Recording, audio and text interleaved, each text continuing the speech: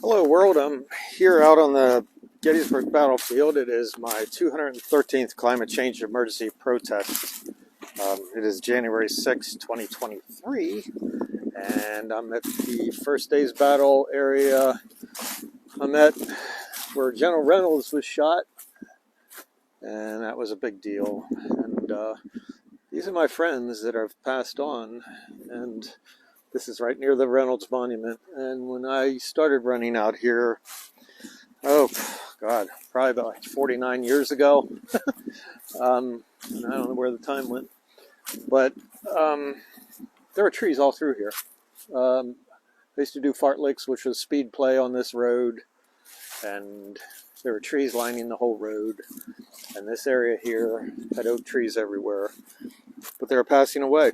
And this tree here is marked for death, and they're dying. And the result of that is from climate change and the oak borer beetle and other various things caused by climate change as a result of it. And it's really sad to be out here and this set of this woods in here behind the Reynolds Monument will be gone eventually, and because climate change is just decimating everything out here on the battlefield.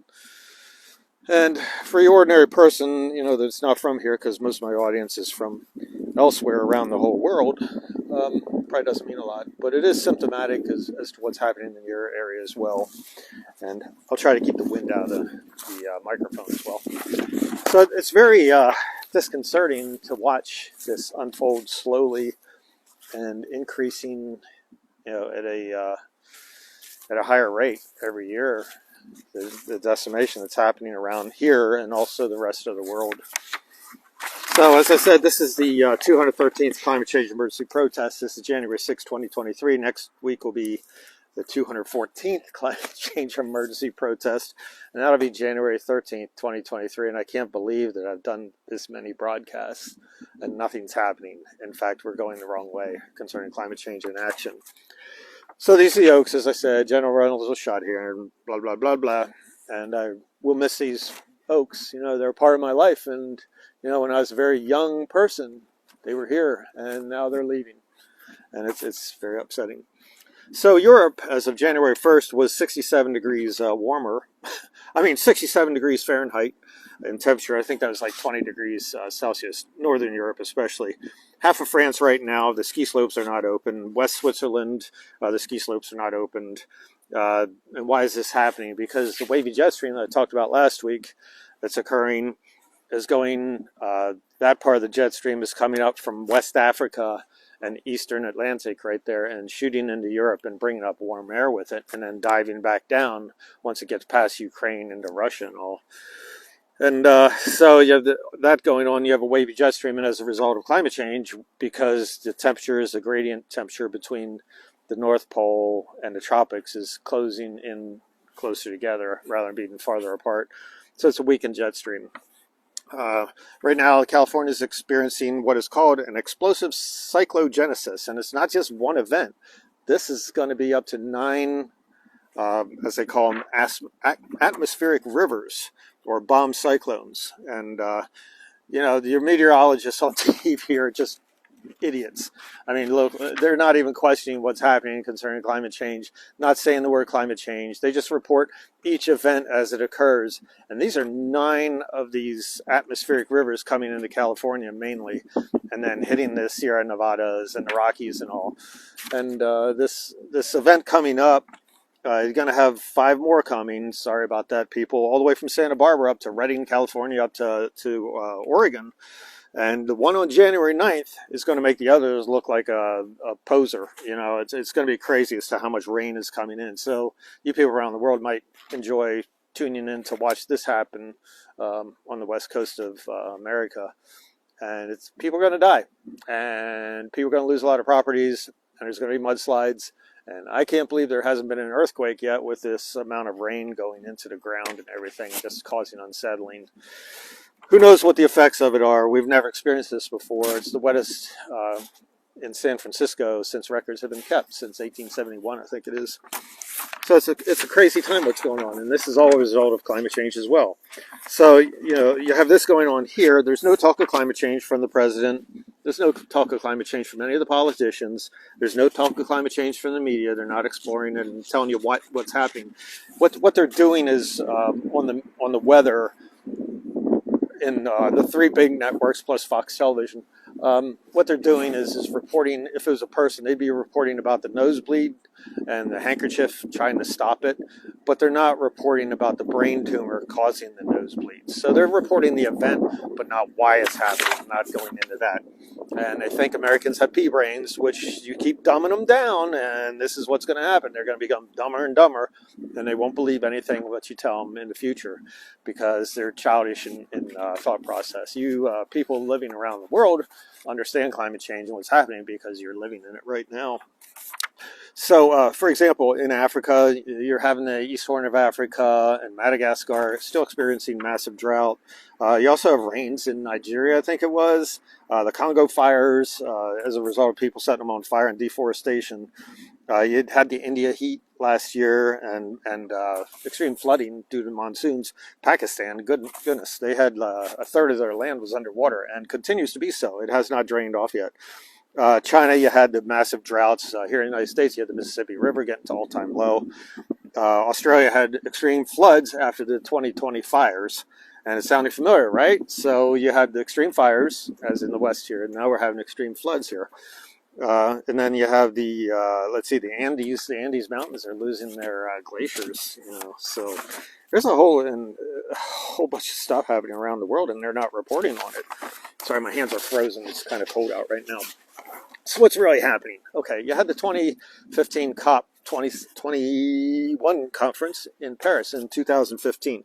Initially, they agreed to the 1750 baseline of keeping temperatures down below 2 degrees Celsius. Justifiably so, the southern hemisphere, the global south said, no, 2 degrees is decimating for us. I mean, we're already experiencing climate change, and 2 degrees is absolutely ludicrous to do that. So the United Nations and the COP people said, okay, we'll go with 1.5 degrees like you want. But we're not going to use 1750 as a baseline for figuring out that amount. We're going to use 1880 baseline. So essentially, they stayed with the 2 degrees Celsius increase before they agreed to do anything, or that's what they're going to shoot for. And the Global South didn't realize what they did to them. And they still don't realize what they did to them. And the average population doesn't realize what has been done to the world. This idea of shooting for 1.5 degrees Celsius is based on the 1880 baseline, okay?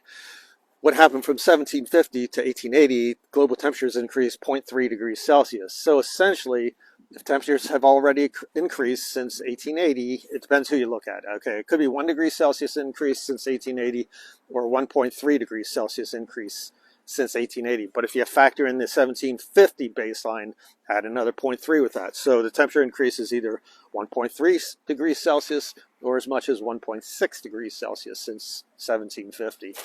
And that is why we're seeing these catastrophes around the world. We've already entered into the devastating period of climate change, and it will not stop. There is no push from any government, no push from national politicians, local politicians, regional politicians, no mention of it. And we're in for a hellscape that's coming right now, and no one's doing anything. And everyone's going along like it's okay. 1.5 is reachable. 1.5 degrees when we get there, when they use their numbers, will be absolutely devastating. There won't be much of anything left to worry about at that point. It's going to be chaos. And that's where we're headed right now. You ask anyone in California right now, all they're going through and what they have gone through in the last 10 years, and they would agree it's chaos right now. And on Monday, you're going to see a hellscape unleashed, a fire hose of up to 20 inches of rain in some areas in California. And it's not going to be pretty, and people are going to die, and they're going to report about the event and not report why it's happening, and no one's going to talk about it. And I look like a lunatic out here talking about it because I'm saying this is a whole climate change issue that's happening. You don't get 9 waves like this of atmospheric bombs or cyclogenesis coming in without it being a result of something horrible, such as if it was a person, as I said, not a nosebleed, but a brain tumor. So I talked about that with the degree increase. Now, carbon dioxide in the atmosphere is the main player for this. You have methane as well, and nitrous oxide, and also water vapor. The higher the temperature goes, the more water vapor. For every 1 degree Celsius increase in temperature, you get a 7% increase in water vapor. So if you have basically a 2 degree increase in Celsius right now, which you're seeing in some areas, that's why you're seeing this 14% increase in deluges. When they come, it's 14% higher or whatever. What I'm saying is that there's bigger deluges of rain and extreme droughts because the jet stream's all wavy. But when it happens in big events like this. Okay, so carbon dioxide in the atmosphere, the temperature catching up to carbon dioxide can be a 10 to 30 year delay. So we're living right now in the year 1992 to as recent as the year 2012. Well, if it's the year, and the average is 20 years, so between 10 and 30 is 20. So that means we'd be back in the year 2002. Well, the iPhone didn't come online until 2007, meaning China didn't start manufacturing a whole lot until 2007. And at that point, they started building one coal plant per week in China, and we have not suffered the effects of that yet, and we're starting to see it. So next 5 years, it'll get even horrendously worse as far as carbon dioxide taking its effect with temperature on all of us. And again, we're in for a world of hurt. And people aren't doing anything, and they're not waking up. And please start getting on everyone's case about talking about it and getting the politicians to do something. This fiasco happening down in D.C. is just a sidebar issue, because the real issue is we're working on our own extinction, and it's not going to be pretty. And I do have one other thing to talk about, and no one knows about it for the most part. There's this asteroid called Apophis, that's supposed to come in April 13th, 2029. So that's 6 years from now. It's as big as 300 meters across and all. And originally they said this asteroid was going to be 6 times the distance to the moon, from the moon to the Earth, away from the Earth. So whatever the distance is to the moon, times 6 times of that, that's how far they said originally it was going to be. Now they recalculated, and it's going to come within 19,000 miles of our lovely planet here. So it's going to pass underneath. These are the satellites. This is Earth. It's going to pass underneath our satellites as it approaches Earth. So it's extremely close and crazily close to our planet. And I'm kind of thinking, I'm suspecting that with the gravitational forces, it might actually come a lot closer than that. And that's 6 years from now. Our politicians are too busy fighting, too busy worried about each other, not worried about this freaking asteroid coming towards us. So that's 2029, April 13th, 2029. Mark it on your calendar, watch the movie Don't Look Up, and that's essentially where we are right now with that.